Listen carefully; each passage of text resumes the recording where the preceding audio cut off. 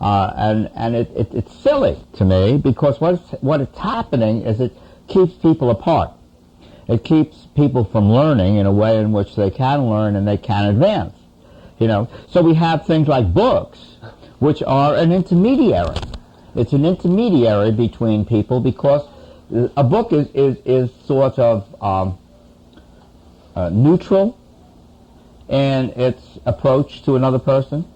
It is, you look at the book, it has no age to it, it has no description to it, it might have your picture on it, but, beyond that, people don't look at it. They look at what the content is.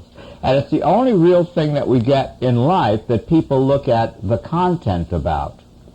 Most people look at the outside and judge the outside as to what is happening on the inside. This is why I like cyberspace so much. In cyberspace, especially the queer areas of the web and the net, you can be anything you want to be. You can practice this stuff. You can try out being an older leather daddy. You can try out being a younger leather girl, younger leather boy, younger whatever you want to be.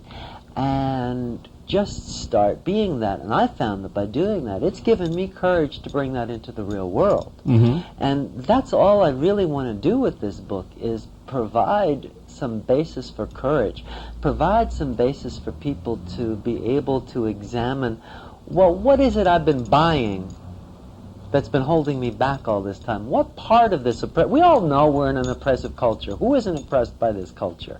Certainly, probably not people who are watching this show unless they're watching it to tape it for the FBI. That's really the thing.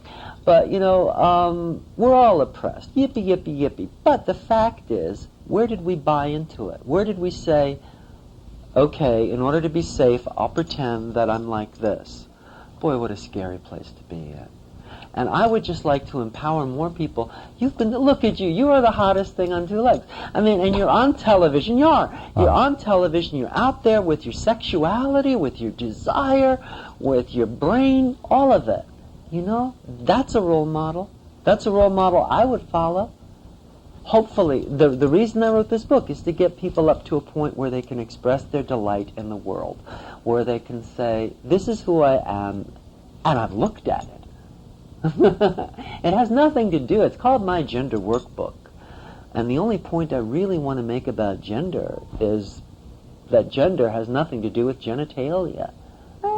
Sure, a little bit. I mean, but when I started looking at gender apart from genitalia, I started really broadening the horizons of my desire. Mm-hmm.